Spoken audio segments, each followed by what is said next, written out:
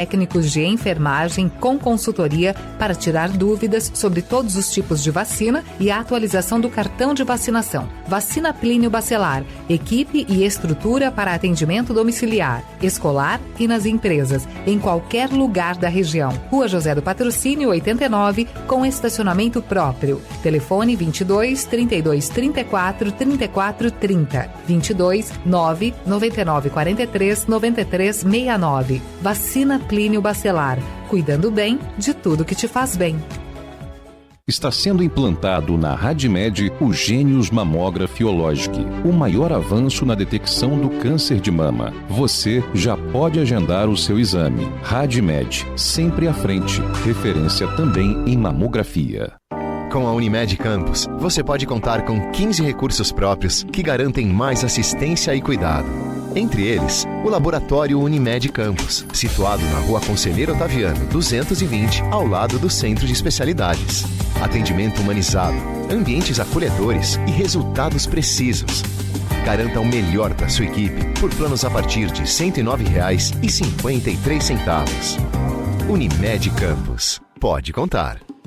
Expandir, modernizar com qualidade e excelência. Rede de Postos Mariana. Rede de Postos Mariana, a maior rede de postos da região, onde você abastece seu veículo com qualidade e garantia. Agora, nossa rede conta com mais 2 unidades de GNV com muita pressão. Na BR-101, quilômetro 15, Travessão e Guarus, Avenida Carmen Carneiro, esquina com André Luiz. Vem abastecer com a gente. Postos Mariana, vem pra cá. 8h23 em Campos. Já voltamos com o Folha no Ar ao vivo aqui pela Folha FM, com transmissão também pelo Face, pelo YouTube, pelo Instagram. Você confere este programa nesses aplicativos. Depois, mais tarde, também vai estar disponível lá no Spotify, Deezer, SoundCloud, todos os outros aplicativos, tocadores também aí de podcast. Logo mais, reprise na Plena TV, a partir das 17 horas. São 8h23. Nós voltamos no oferecimento de Proteus, Unimed Campos, Laboratório Plínio Bacelar, Vacina Plínio Bacelar, Rede Mariana de Postos de Combustíveis, Radmed Diagnósticos por Imagem e Consórcio do Cicobi Fluminense. Campos amanhece. Deixa eu só conferir aqui como é que está o tempo em Campos. Nesta manhã de quarta-feira, hoje é dia do jornal Folha da Manhã já circulando nas bancas. Previsão de hoje é de tempo instável, tá? Variando aí com predominância de nuvens. Aqui, ó, como está agora, tem sol entre nuvens aqui. Choveu um pouco hoje pela manhã, mas deve permanecer assim. E há previsão de chuva, principalmente para o fim do dia de hoje. 24 graus agora em Campos. E o programa de hoje está conversando com o Glauco Nader. Glauco Nader é mestre e doutor em planejamento urbano e regional e CEO da Dynamos Inteligência e Negócios.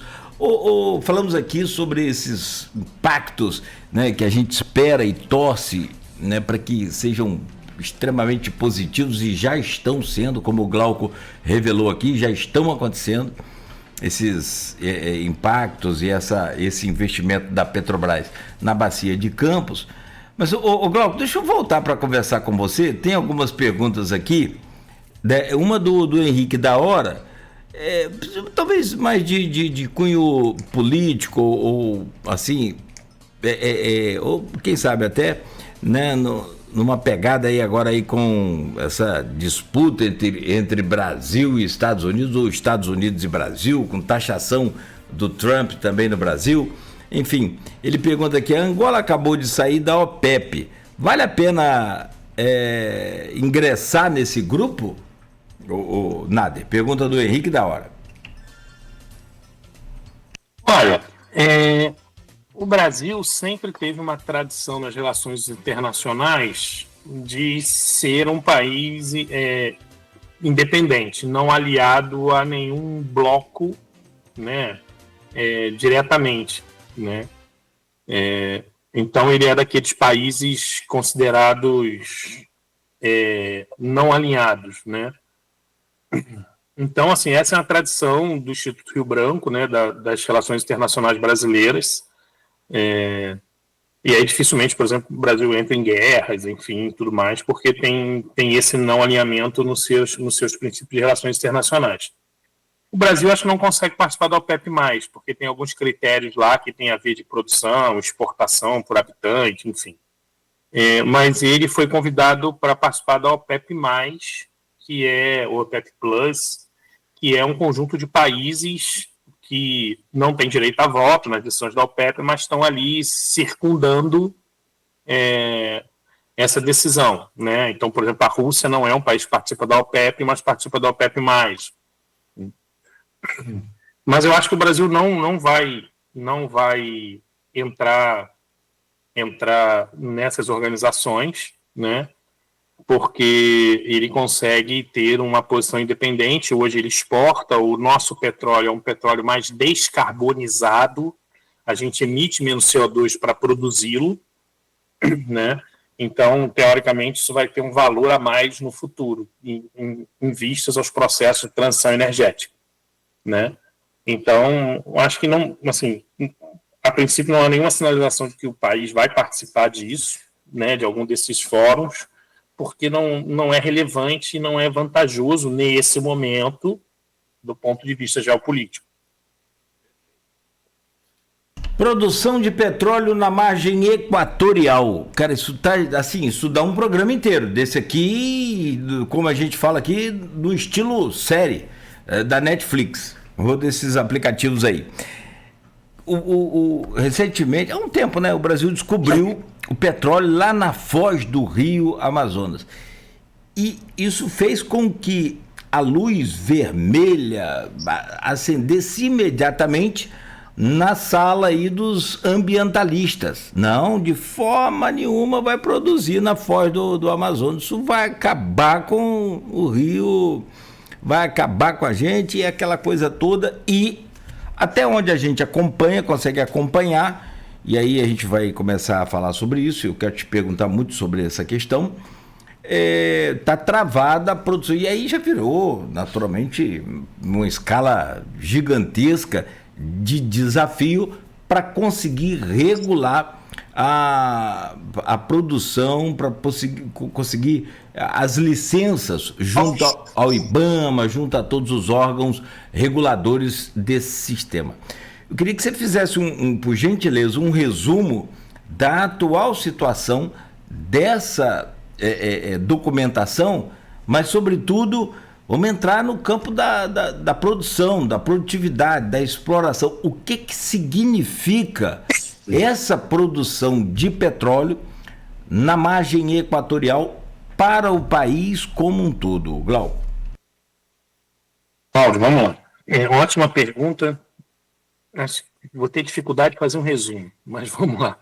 Estou preocupado com o tempo aqui, que é preciso falar até 8h30, mas vamos lá. Olha só, primeiro, a gente produz petróleo, e muito petróleo, né, em frente a Búzios, Arraial do Cabo, Leblon, Copacabana e Ipanema. A nossa produção de petróleo é em frente a esses lugares hoje. Angra dos Reis, né? Então, assim, então a gente já produz petróleo em locais que, se houver algum grande acidente, né, vai ser em locais que vão ter um impacto muito grande, né? E a gente não produz petróleo há pouco tempo.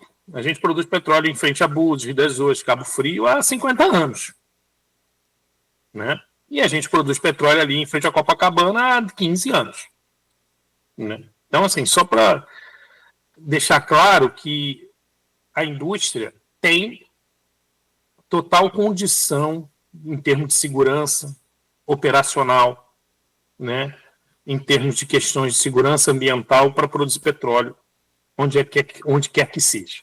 Já está provado isso. O risco é zero? Não. Porque não existe risco zero em nenhuma atividade, nem de lazer. Né? Não existe risco zero em nenhuma atividade de lazer. Né? Então, se falar assim, mas a minha atividade tem risco zero. Não, você pode ser eletrocutado aí. O microfone, tem um monte de fio aí perto de você. Então, a sua atividade, mesmo dentro de um escritório, não é risco zero. né? Então, assim, existe risco, mas a indústria é perfeitamente capaz de minimizar e dirimir esses riscos. Então, isso é a primeira questão. Tá? A segunda questão é por que a foz, a margem equatorial, e aí, assim, distinguir. A margem equatorial são 5 bacias, que vai do Amapá ao Rio Grande do Norte, perpassando o litoral do Pará, do Maranhão, do Amapá, do Ceará. Então, perpassa todo aquele litoral ali. São 5 bacias.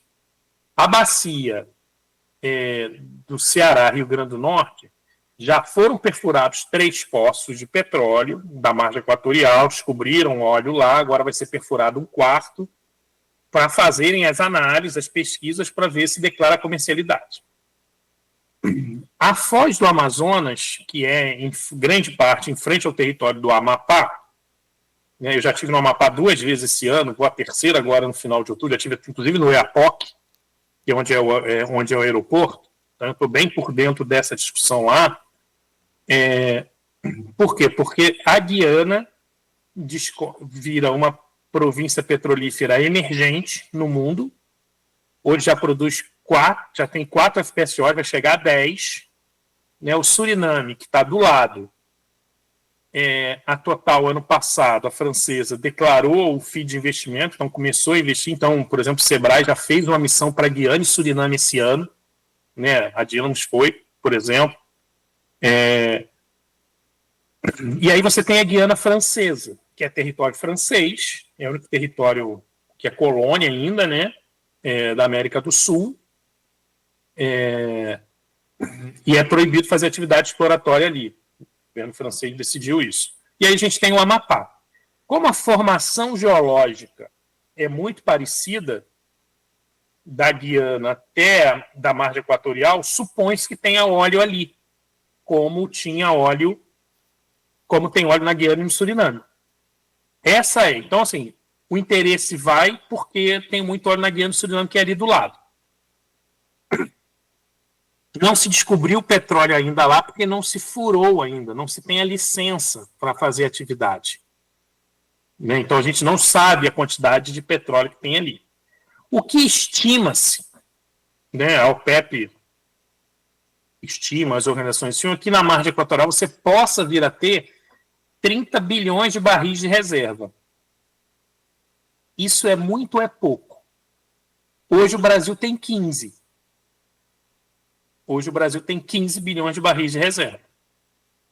Se a margem equatorial se concluir, as perspectivas se realizarem, que podem ser maiores ou menores, a gente triplica as reservas que a gente tem.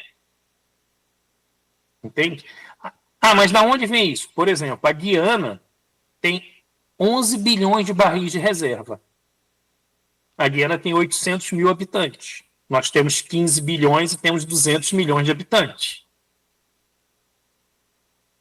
Né? Então, são sinais de que pode ter uma perspectiva muito boa ali. Né? E aí tem todas as questões ambientais que eu não vou entrar nessa discussão. Né? Se tem coral, se não tem coral, se a maré vai jogar para fora, vai jogar para dentro, enfim. Tem gente mais habilitada do que eu para falar sobre isso. A questão é o seguinte: nós temos condições de abrir mão desta riqueza enquanto país? Essa é uma pergunta. Né? A outra pergunta, que é mais grave, você está falando de regiões Amapá, Pará e Maranhão, com os indicadores socioeconômicos, um dos indicadores socioeconômicos mais baixos do país. Entendeu? Então, aquela região ali pode estar de frente pela possibilidade de se desenvolver. Né? Então, assim, é uma chance de você trazer para uma região do país, e não vai ter outra chance, Cláudio. Não tem uma perspectiva de ter outra. De desenvolver. E o desenvolvimento não vai trazer coisas só positivas. vão trazer impactos negativos também. E a gente sabe disso. Entendeu? Nenhum lugar do mundo o desenvolvimento traz só impacto positivo. Nenhum lugar do mundo. Entendeu? Não é lá que vai trazer só coisa positiva. Agora, se você pensar que aquela região ali, se a gente tem pirataria na Baía de Guanabara, de vez em quando a gente ouve, né, assim, pirataria na Baía de Guanabara, imagine o que tem de pirataria naquela região. Tu acha que as autoridades brasileiras conseguem fiscalizar aquela região como deveria? O pessoal do Amapá diz que tem roubo de água doce dos rios por navios de outros países. Entendeu? Quantos animais, ouro, joia, enfim, tudo que é contrabandeado por lá, drogas, que é uma região de pouca movimentação. Então, assim, é uma oportunidade, é uma janela de oportunidade, e aí o país vai ter que tomar a decisão. Né? Enquanto país, enquanto sociedade, a gente vai ter que tomar a decisão. Né? Se nós vamos explorar ou não. É a mesma discussão que a Noruega tem no Ártico. Né? Vamos explorar o Ártico ou não? Só que a Noruega tem 5 milhões de habitantes, ela pode abrir mão de explorar o Ártico. A condição de vida da população da Noruega não vai mudar. Entendeu? Se ela decidir não explorar petróleo no Ártico. Entendeu? A condição da população daquela região e do país como um todo vai ser pior se a gente não decidir explorar petróleo lá. Então essa é uma decisão que não é só uma decisão do ponto de vista ambiental, nem só uma decisão do ponto de vista econômico. É uma decisão do ponto de vista de futuro. Entendeu? Então é uma decisão muito séria. É uma decisão muito séria. Né? E aí toda essa discussão, se concede licença ou não, tem esse sentido de que é uma região amazônida, né? Amazônica ali, na foz do rio Amazonas, né? Então tem toda uma simbologia, né? Tem toda uma simbologia, mas o Suriname vai explorar petróleo, não sei se a França daqui a pouco vai decidir explorar na Guiana também, enfim, a gente está explorando lá no Rio Grande do Norte, Ceará, tem licença, né? Então, assim, é uma decisão que o país vai ter que tomar, mas as condições estão dadas, não existe mais mistério, entendeu? Não existe mais argumento para ser posto, entendeu? É tomar uma decisão, entendeu? E aí os técnicos do IBAMA são capazes disso, a indústria do petróleo também é capaz de mostrar os seus argumentos, os seus detalhes. Já foi feito um simulado, o processo está avançando, foi feito um simulado agora, em agosto, né? Então, agora a gente está esperando ter o relatório do simulado para saber se vai precisar fazer algum ajuste, né, ou se vai ser concedida a licença. Aí dizem que pode ser concedido depois da COP30 ou antes, aí também. Se for depois da COP também, a gente pode esperar. Já esperamos. Então, essa licença está sendo requerida desde 2014. Então, ela começou a ser requerida no governo Dilma, passou pelo governo Temer, pelo governo Bolsonaro, e está no final do governo Lula, entendeu? Então, assim, para não botar culpa também em um ou no outro, né? Então, assim, já passou, está 14, 15 anos praticamente sendo solicitada. Você traz aí um cenário bem interessante. Eu não sei, assim, porque a gente fala tanto de preservação ambiental, fala tanto dessa coisa. Eu não tenho uma opinião formada sobre isso, não, mas seguramente é o que você falou. Não tem um crescimento, um desenvolvimento sem um impacto negativo. O segredo, assim, pode concluir.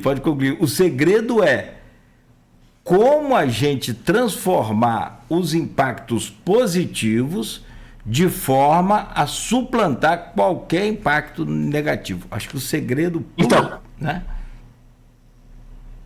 O que a indústria, o que a gente acredita da indústria? Que a riqueza gerada pela indústria vai ajudar, o dinheiro vai ajudar a proteger toda aquela riqueza ambiental que tem. Entendeu? Porque o impacto é muito pequeno. O impacto territorial é muito pequeno da indústria do petróleo. Entendeu? O que as pessoas estão prevendo é se houver um acidente. Pô, mas aí Aí você tem que tomar decisão se vai correr o risco ou não. Mas o risco é mínimo, né? A gente já produz petróleo em frente à Copacabana. Entendeu? A frente a Búzios, a Arraial do Cabo. E não é há 5 anos, é há 50 anos. Entendeu? Então, assim, imagine a quantidade de recursos que podem ser destinados para proteger a fauna, a flora, né, os biomas marinhos daquela região. Entendeu? Com patrulhamento, com centros de tecnologia, com pesquisa, com parte dos royalties sendo aplicados lá. Entendeu? Então, assim, a bioeconomia pode explodir. Entendeu? Hoje já é uma questão econômica lá. Os recursos que podem vir para financiar a bioeconomia lá são gigantes, né? O que você pode favorecer as guardas florestais estaduais, né?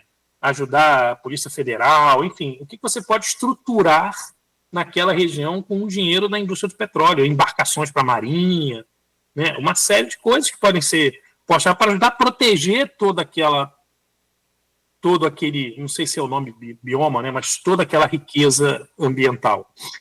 Entendeu? E aí, começando a tentar formar uma opinião sobre isso, você tem não só o exemplo aqui nosso da Bacia de Campos, 50 anos, os acidentes que existem são de impactos ambientais bem menores do que os impactos produzidos na economia. 50 anos. Nós nunca perdemos aqui uma praia nossa, um litoral nosso, por conta de vazamento, de nada.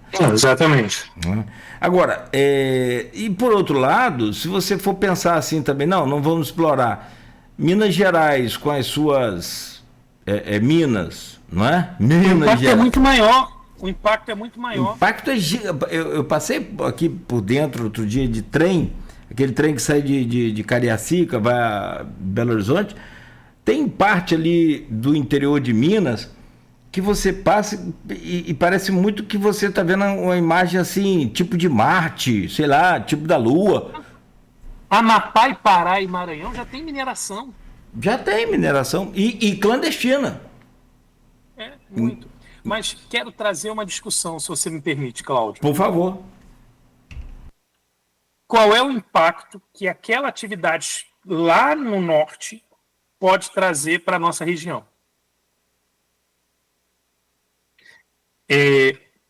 Primeiro, o que a Dynamos traz? A Dynamos traz que na próxima década, eu não consigo precisar o tempo exatamente, a gente vai ter uma diversificação da atividade de exploração e produção de petróleo, que inicialmente está concentrada no Sudeste. Primeiro Rio, Espírito Santo, agora Rio, São Paulo, e os Campos Novos de Pré-Sal e na direção ao sul de São Paulo, mas está concentrada no Sudeste.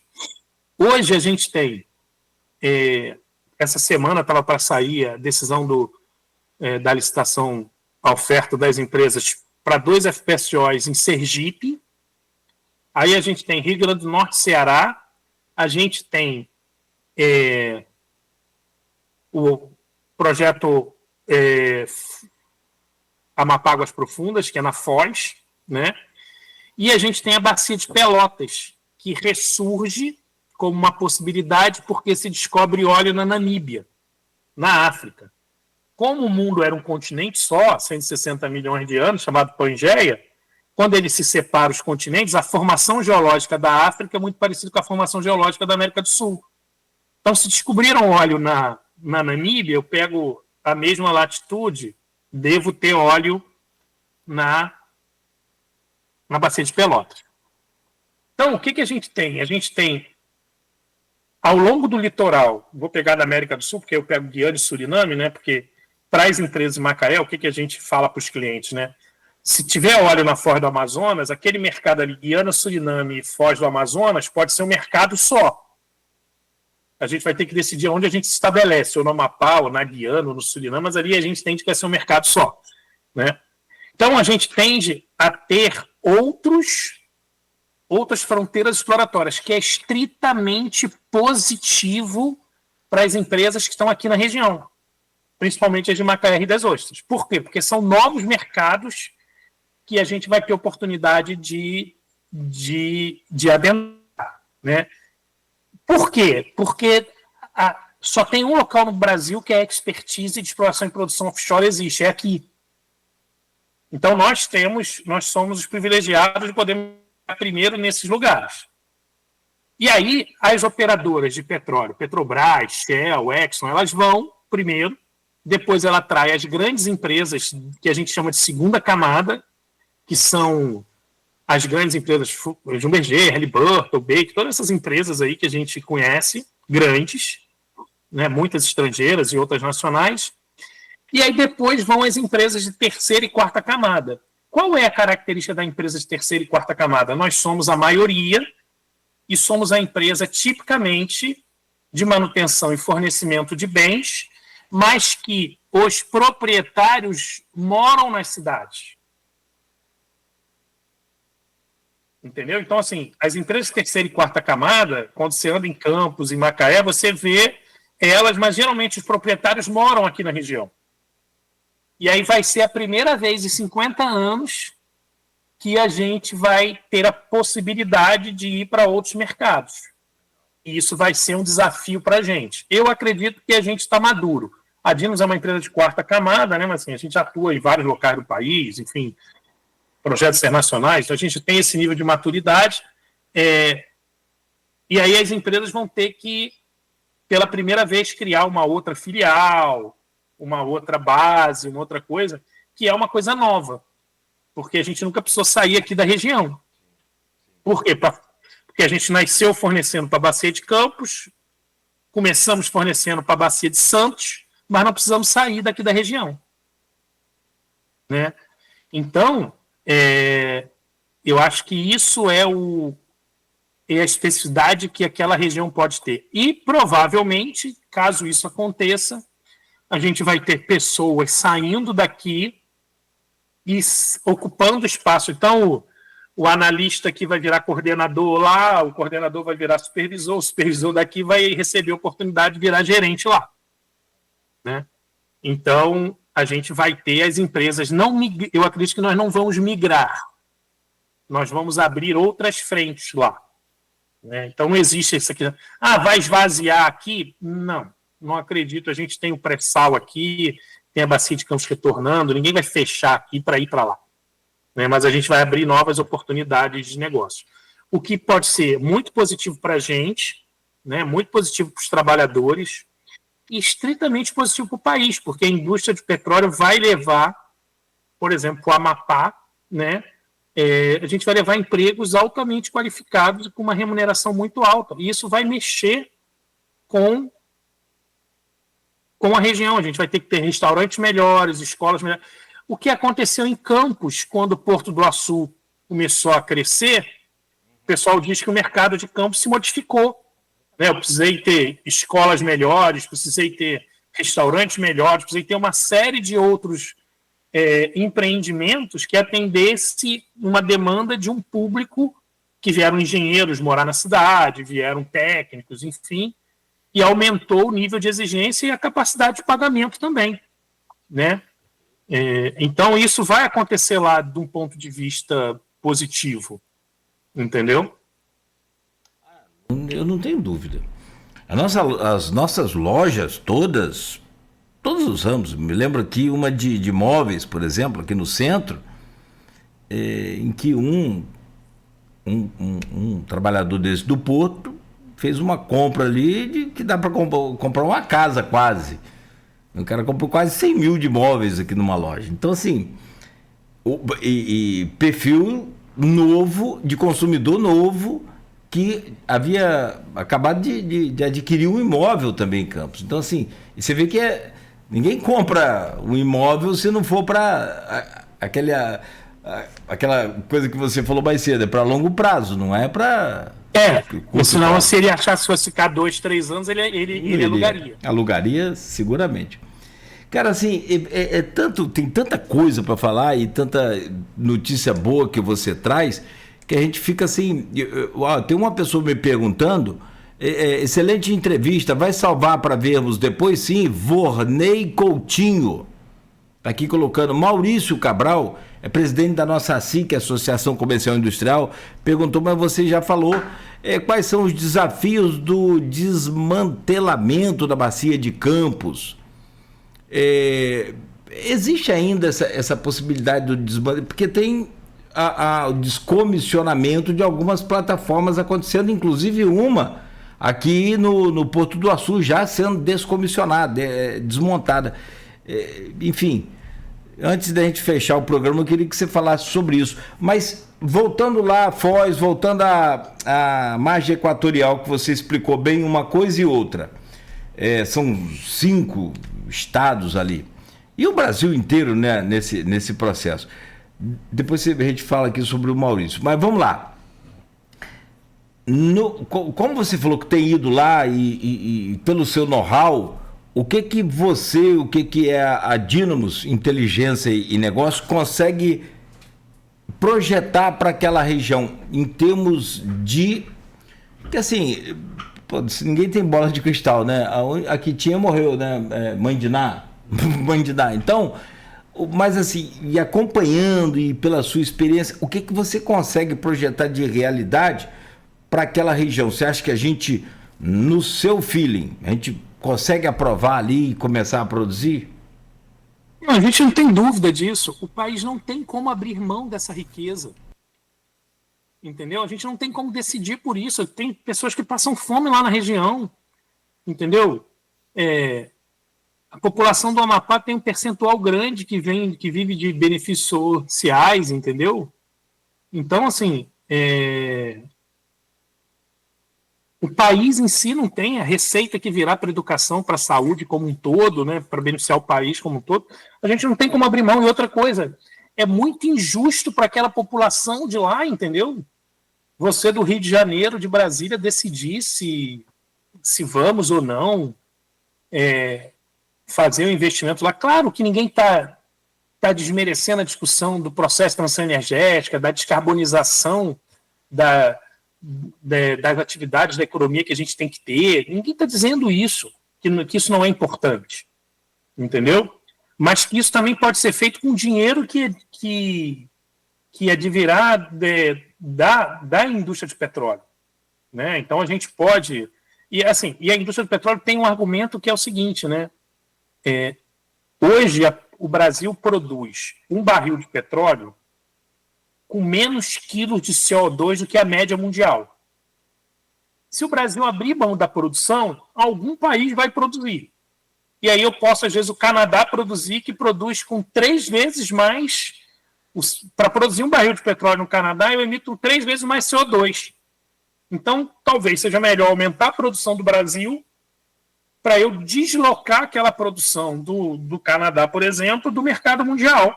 E aí eu vou ter um processo de descarbonização da produção de petróleo. Né? Claro que a gente tem que avançar. O processo de transição energética, todo mundo já compreendeu que a gente não vai sair de uma matriz energética que é baseada na indústria fóssil no nível mundial e passar para a indústria renovável. Né, para energia renovável. Isso não vai acontecer de uma hora para outra. Né? A indústria do petróleo tem 150 anos. Esse custo é muito alto. Todo mundo já percebeu isso. O que a gente está fazendo, o que a gente tem que acelerar é o processo que a gente chama de diversificação energética, ou seja, eu tenho que aumentar a produção de energia. Eu tenho 2 bilhões de pessoas no mundo que não têm energia elétrica, Cláudio. 2 bilhões de pessoas que não têm energia elétrica no mundo. Entendeu? Esse cara, para ele é melhor ter uma energia. A gente tinha lenha, da lenha a gente foi para o carvão, a gente foi para o óleo, entendeu? Agora a gente tem que ir para outras fontes de energia, mas isso é um processo, não é de uma hora para outra. E aí a diversificação energética, por quê? Por que a gente não consome mais álcool do que gasolina nos nossos carros no Brasil? Por que, Cláudio? Política? É por conta da política? Porque é mais caro. Que é mais caro. Porque é mais caro o álcool. Não é que a gente não tenha tecnologia. O álcool já é uma tecnologia dominada no Brasil há 50 anos. Entendeu? Então a gente podia todo mundo consumir álcool em vez de gasolina. Só que é mais caro. Então, a gente não pode empobrecer as pessoas aumentando o custo da energia. Então, claro que a gente tem que aumentar mais do que proporcional à produção da energia limpa. É isso, ela tem que crescer mais do que a energia a óleo, entendeu? Que é mais poluente. Ninguém nega isso, entendeu? Mas esse é um processo que, se for rápido, eu vou gerar uma injustiça energética, entendeu?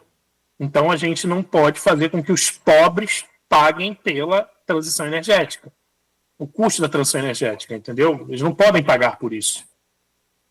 O futuro na carro, porque se eu estou fazendo as contas aqui sobre o preço do álcool, de fato você fala é sério.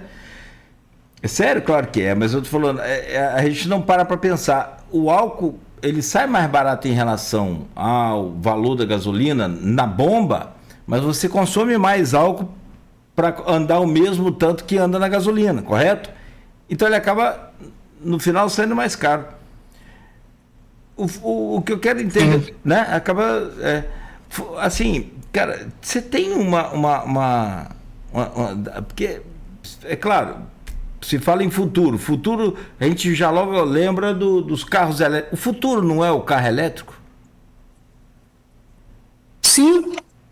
Agora, eu tenho energia elétrica suficiente para a produção de energia elétrica para suportar esse carro? Grande problema desse na Europa, né? Você tem lá os carros elétricos e aí do nada aparece Produz energia elétrica a carvão. Um totem de carregamento de carro, a energia movida a óleo diesel no meio da estrada.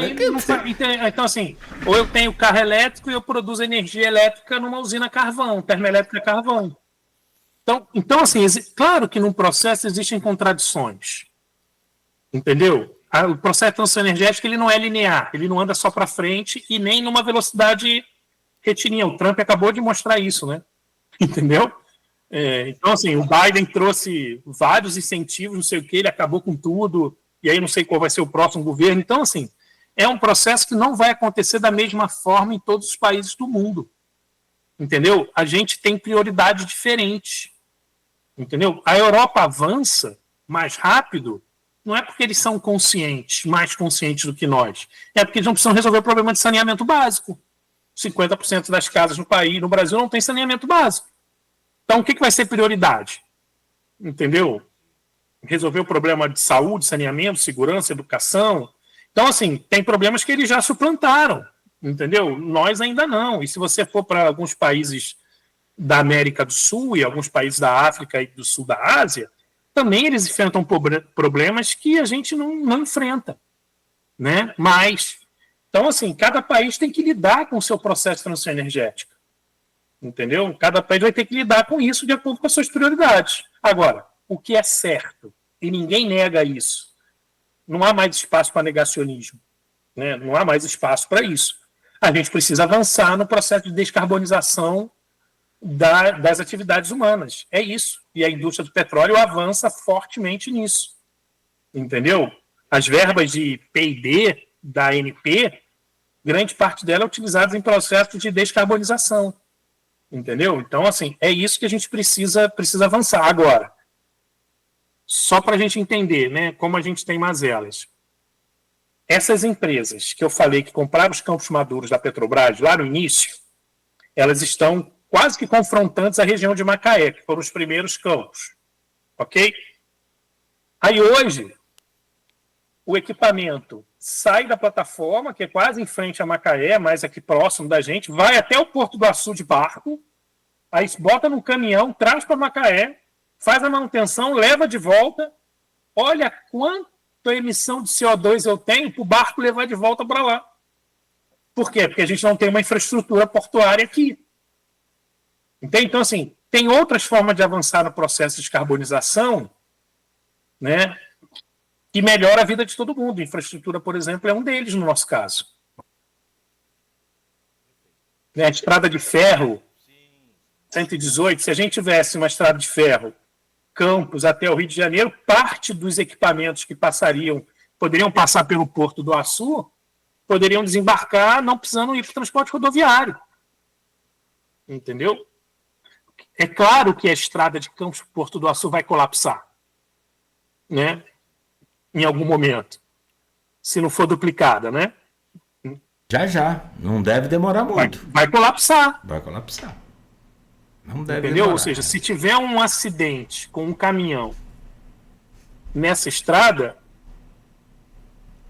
todos os barcos que param no Porto do Açu vão perder a janela de embarque dos equipamentos, entendeu? Porque vai atrasar. A simples estrada dos ceramistas aqui, recentemente parada, fechada totalmente para reforma, e acabou tendo sequelas aí graves, consequências graves. Eu participei de um network lá com o pessoal do Porto, e os caras reclamaram muito, e aí você teve que trazer o trânsito pesadíssimo para dentro da cidade, que o prefeito também, com razão, tentou evitar esse trânsito, porque já morreu e morre gente aqui por conta disso. Aquelas carretas bitrens e bicicleta junto, não tem como, você uma hora vai ter problema. E assim, mas é o que você está falando, a gente tem que pensar grande, não pode ficar nessa mesquinhez de politicagem, porque um fecha a estrada para atrapalhar o outro. Que isso, gente? Nós estamos falando de desenvolvimento, nós estamos falando de combate à fome, de combate à falta do saneamento, né, de crescimento. Enquanto a gente fica rodeado com essas pequenas atitudes, as coisas não vão. E aí, sobre descomissionamento, para a gente não se alongar muito, eu sugiro que você convide aí o meu amigo Mauro Destro, que é o grande especialista aí na região, talvez no país, sobre isso. Ele vai falar com muito mais propriedade e capacidade do que eu, né? Convida ele com certeza vai... Bom, vamos lá. Vai te atender. Me passa o contato dele aí, por favor, porque eu acabei de passar o seu, nem pedi permissão não, mas acabei de passar o seu, que eu sei que é coisa boa, para o nosso Cristiano Abreu Barbosa, que além de diretor aqui do grupo Folha da Manhã, é também apresentador aqui do programa Interação, que é um programa 100% voltado para essa pauta econômica, desenvolvimentista aqui da região. Onde ele, Marco Antônio Rodrigues e o Igor, trabalham, Igor Franco, também professor, economista, também, Igor é parceiro seu aí também, lá da Nauta XP, assim como o Antônio Chebab, trabalham também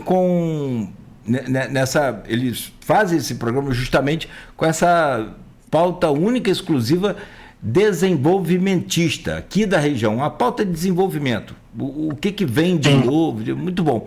Já falou que ele está ouvindo a entrevista também, como a maioria, como todos que comentaram aqui, muito boa, excelente entrevista. Pena que nosso tempo voa. Cara, são 9h04. Mas aí eu fico aí disponível para outro bate-papo, quando você quiser. De tempos em tempos tem informações aí. A gente vai estruturando com os nossos clientes, podemos fazer essa discussão aí. É isso que a gente faz com os nossos clientes. Traz uma série de discussões estruturadas para trazer como um negócio, cada negócio se insere nessa discussão. Fala um pouquinho sobre a Dínamos, só para a gente fechar aqui. Totti Riani, excelente entrevista. O Vonei, como eu disse, perguntou aqui, já está, daqui a pouco a entrevista vai estar disponibilizada aí. Eu queria colar seu arroba aqui, vou colocar aqui no perfil do Face e depois eu coloco lá no YouTube também, da Dínamos consultoria.com.br. Fala sobre a Dínamos aí.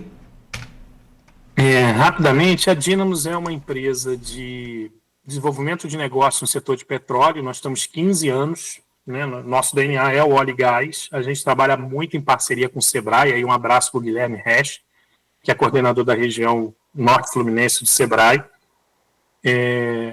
Nós apoiamos os nossos clientes a terem uma penetração comercial e mais estruturada no setor de petróleo. Então, a gente faz estruturação comercial, a Dínamos faz as rodadas de negócio de todas as feiras de petróleo e gás do país, com exceção das do estado do Rio de Janeiro. Então, a gente está em Mossoró, Bahia, Espírito Santo, Manaus, Amapá. Acabamos de fazer uma rodada de negócio no Amapá agora, do setor de petróleo. né? A gente faz estudo de mercado, começamos ontem um estudo para uma empresa do Rio Grande do Norte para o mercado de Suriname, né? A gente faz os cadastros das empresas na Petrobras, em outras empresas. Então, assim, hoje nós somos 20 pessoas, temos gente no Espírito Santo, Santa Catarina, Rio, São Paulo, né? A gente, talvez hoje, tirando aquelas grandes empresas de consultoria, Deloitte, Price, tal, nós somos a maior empresa de consultoria voltado para o mercado de óleo e gás do país hoje, né? Somos uma empresa aqui de Macaé, da região, então, assim, muito orgulho de estar aqui na região, de contribuir com a região, né? Apesar de termos atuação, temos uma boa referência no mercado, você viu aí pelos amigos aí, mas eles são muito bons porque são meus amigos, né? Então esses elogios aí tem que ter um desconto também, eles gostam de mim. Mas a gente é uma empresa hoje bastante reconhecida no mercado, né? Com essa capacidade de ajudar as empresas a terem uma atividade comercial mais estruturada e mais produtiva no mercado de óleo e gás. Já sou seu fã há muito tempo, já te conheço há um tempo, já fizemos aqui um outro bate-papo, sim, você lembrava no começo, e vejo o quanto você evolui em tão pouco tempo, né? De uma conversa para outra há uma evolução muito grande, não só na sua capacidade de conhecimento, mas sobretudo também na expansão da empresa, o que isso mostra pra gente que, né, você está no caminho certo. Então, quem está no caminho certo sabe ensinar o caminho certo a seguir. Eu acho que essa é a melhor parte.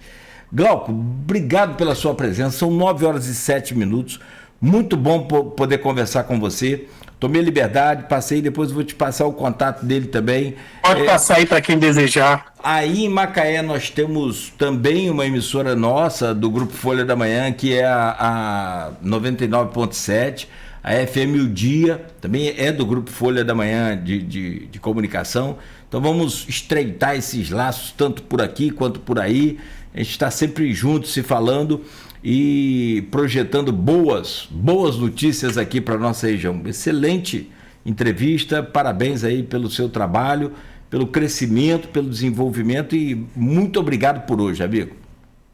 Muito obrigado, tenha um bom dia, vou estar sempre à disposição aí para você, Cláudio. Valeu, irmão, obrigado aí, forte abraço. Obrigado a todos que participaram aqui com a gente, muito bom, lá no YouTube, casa cheia, lotado, obrigado aí pelo carinho de vocês. 9h08, Folha no Ar volta amanhã às 7h da manhã no oferecimento de Proteus, Unimed Campos, Laboratório Plínio Bacelar, Vacina Plínio Bacelar, Rede Mariana de Postos de Combustíveis e também com Radmed Diagnósticos por Imagem e consórcio do Cicobi Fluminense, jeito fácil, prático, seguro, acima de tudo, para você realizar o sonho da casa própria, do carro. Tem inclusive carros seminovos também. Aproveite e faça contato hoje com o consórcio do Cicobi Fluminense. Está sendo implantado na Radmed o Gênios Mamographiologic, o maior avanço na detecção do câncer de mama. Você já pode agendar o seu exame. Radmed, sempre à frente.